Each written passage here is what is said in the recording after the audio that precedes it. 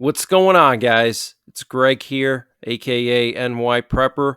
It is Saturday, June 1st, 2024, and I have an emergency alert to share with you guys. Right now, it is 22:55 Eastern Time here in the United States, and we have some major breaking news coming in from the Middle East. So, apparently, the Houthi rebels from Yemen may have hit one of our aircraft carriers with ballistic missiles. So the Yemen Houthi rebels launched a second attack in the past 24 hours against the U.S. aircraft carrier Dwight Eisenhower in the Red Sea using missiles and drones, according to the Houthi spokesperson Yahya Saree on the Al Masirah television channel. This recent strike follows a previous attack, which the Houthis claim was a response to U.S. and British strikes in western Yemen that killed 16 people.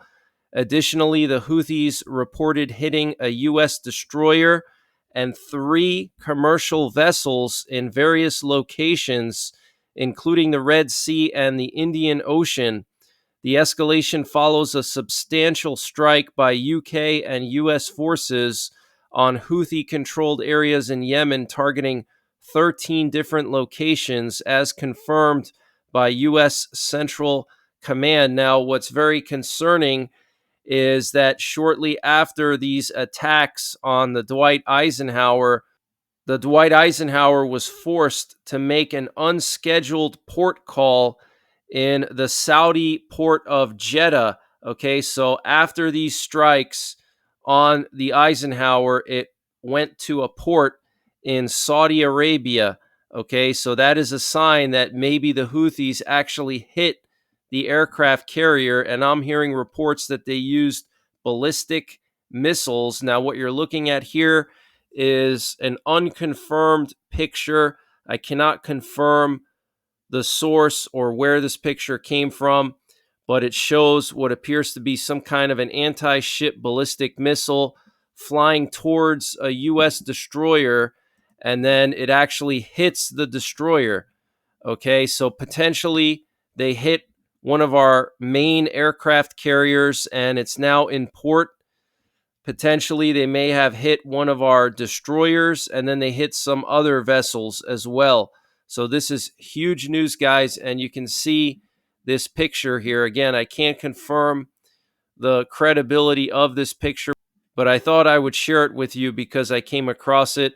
So this is very, very serious, and we still have the Russian nuclear war frequency broadcasting encrypted traffic. Let me play it for you.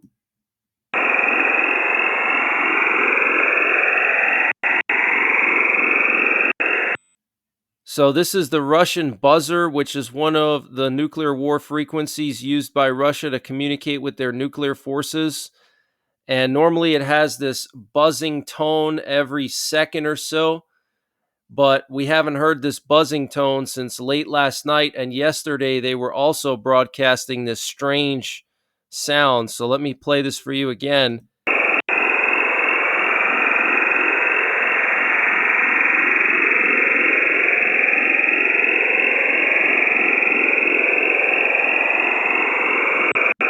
So I don't know what to make of this, guys, but I'm pretty sure that Russia is putting their nuclear forces on maximum alert. They have put their tactical nuclear weapons on full combat alert in southern Russia along the border of Ukraine and also in Belarus. The Russian Air Force and the Belarusian Air Force did joint exercises this past week. This update was sponsored by My Patriot Supply. Guys, My Patriot Supply has brought back their 25% discount on their 3-month emergency food supply. And to get the discount, you got to use the link preparewithnyprepper.com. And the link is in the description below this video. But this 3-month emergency food supply has a 25-year shelf life. It includes over 2,000 calories per day, breakfasts, lunches, dinners, drinks, and snacks, all contained within 6 rugged water-resistant buckets. and free shipping is included.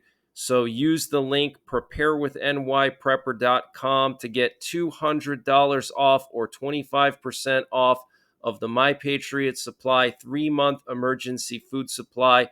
The link is in the description below this video. Free shipping is included. They also have a general store where they sell all kinds of prepping and survival products, and they're always running various discounts. And to get to their general store, you just got to click on the My Patriot Supply logo when you get to preparewithnyprepper.com at the top of the page, and you'll see their general store where they sell all kinds of prepping and survival products, and they're always running discounts here. So use the link preparewithnyprepper.com to get 25% off of the My Patriot Supply 3-month emergency food supply, and the link is in the description below this video. And Belarus said that they're ready to put some of their provinces into a wartime mode. So Russia's preparing for something, guys. Dmitry Medvedev made a chilling statement on Telegram yesterday, warning that the West underestimated Russia when it came to Ukraine, and they thought that Russia would not actually invade Ukraine, and they did. And he said that the West is making the same mistake now by thinking that Russia would not use tactical nuclear weapons. So this is very, very serious, guys. Okay. And here we have some video footage that was posted by Russian state media RIA Novosti showing what appear to be American cluster munitions being used by the Ukrainians in the city of Belgorod, which is a Russian city on the border of Ukraine. So Russia is getting shelled by American weapons used by Ukraine.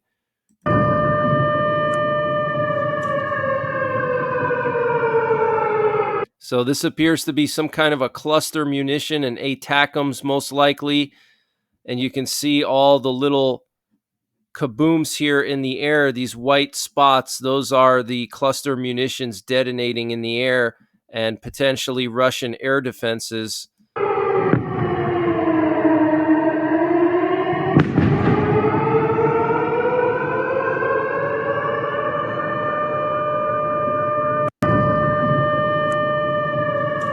So these appear to be Russian air defenses shooting out these cluster munitions fired by the Ukrainians into Russia, probably ATACMS cluster munitions. We know that Biden gave the green light to Ukraine to use ATACMS on Russian territory in a limited scale. So basically, they're only allowed to attack the areas next to Kharkiv where Russia is firing into Kharkiv from Russian territory. So this is very, very serious, guys. The situation in Ukraine is continuing to escalate, and there's no end in sight. There's not going to be a peace deal. It's not going to end magically, okay? This is only going to get worse and worse, and it's going to end with nukes going off over Ukraine and Europe.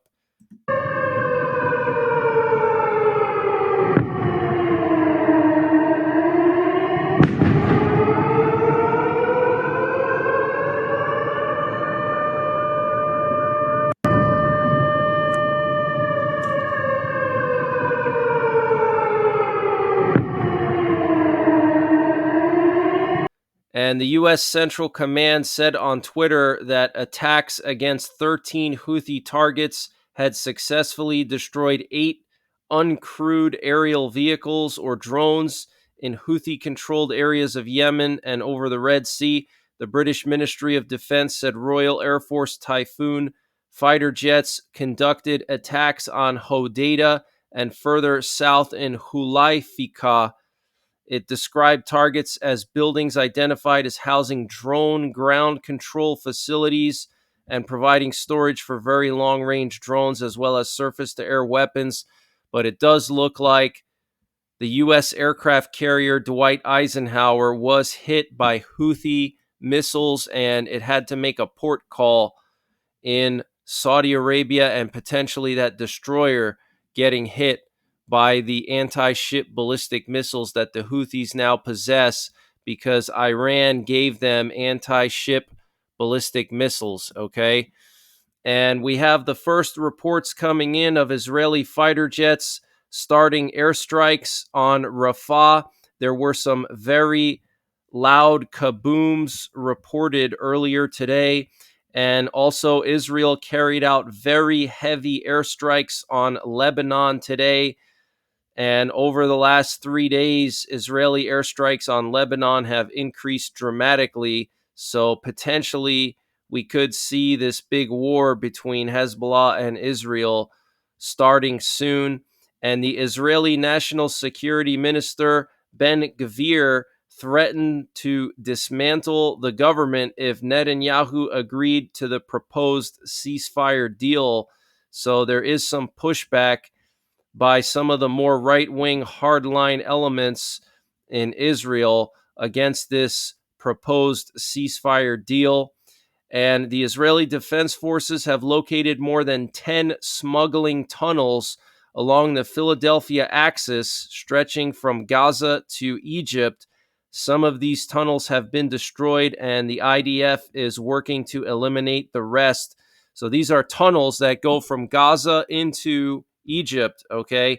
And it's believed that the leaders of Hamas went to Rafah and then they went into Egypt through those tunnels.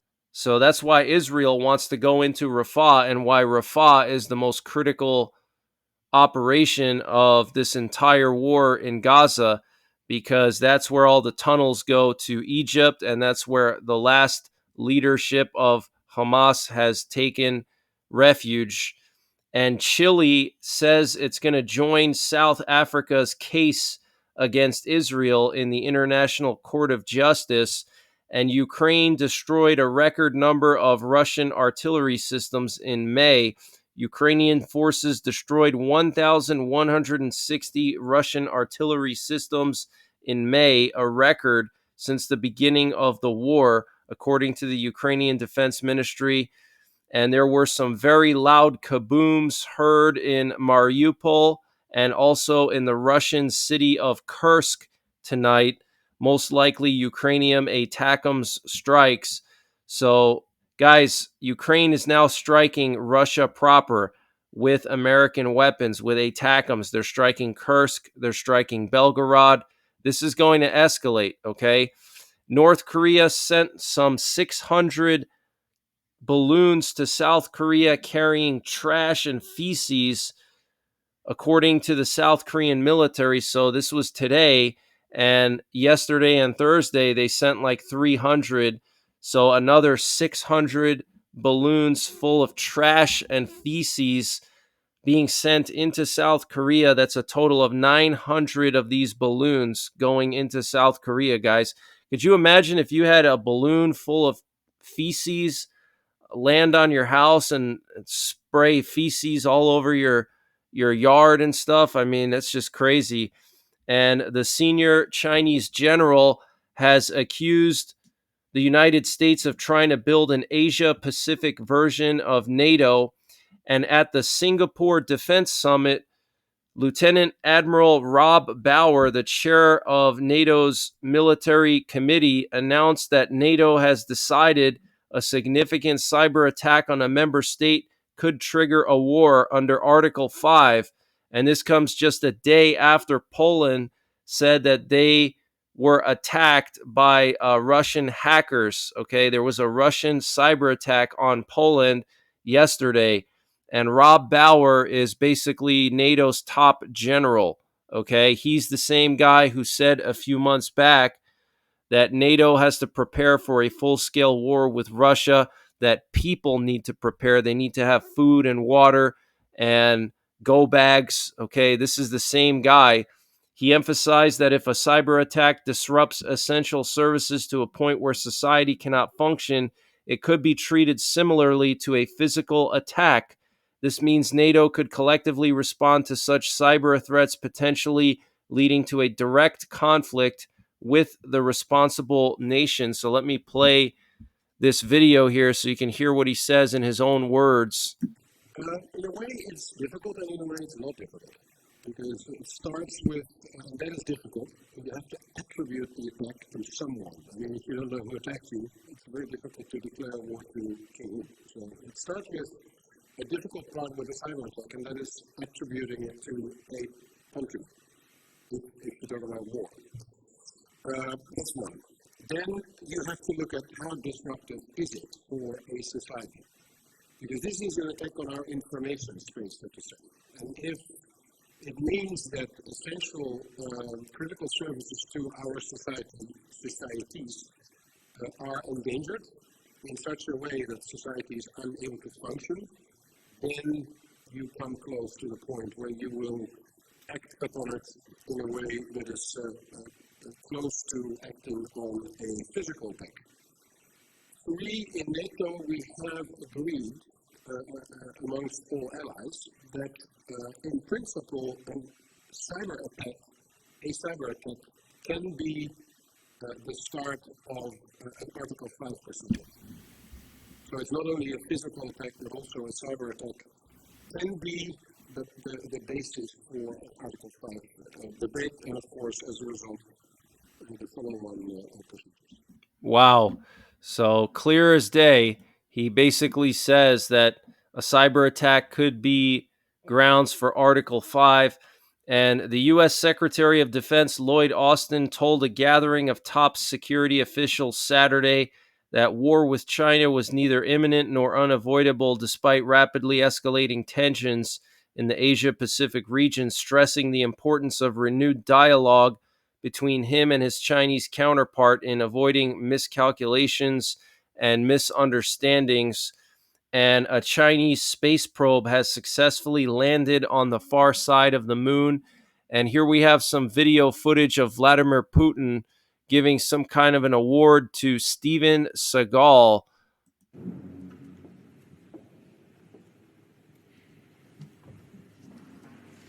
So I'm not sure exactly what kind of award this is, but this is absolutely insane. But that's the latest breaking news that I have. I will be back tomorrow with more breaking news, so make sure you're subscribed. Hit the bell icon down below so you get notified when I post these updates. Just make sure you guys are getting prepared, because I do believe any day now, any week now, things are going to really spiral out of control in Europe and in the Middle East and in Asia. We have a lot of concerning signs coming out of Poland and the Baltic countries. Poland moved an entire paratrooper regiment to their border with Belarus. The 25th Air Cavalry Regiment of the Polish Army was moved to the border of Belarus.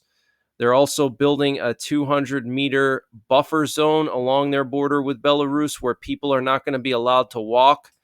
And my guess is they're probably going to put anti-tank mines there. That's why they're barring people from walking through it. And they're also going to be building these massive anti-tank obstacles as well. So things are really getting crazy, guys. So hope you guys have a great night. And I will be back tomorrow with more breaking news. So until then, take care. God bless. And don't forget the 3 Ps: prepare, practice, and persevere.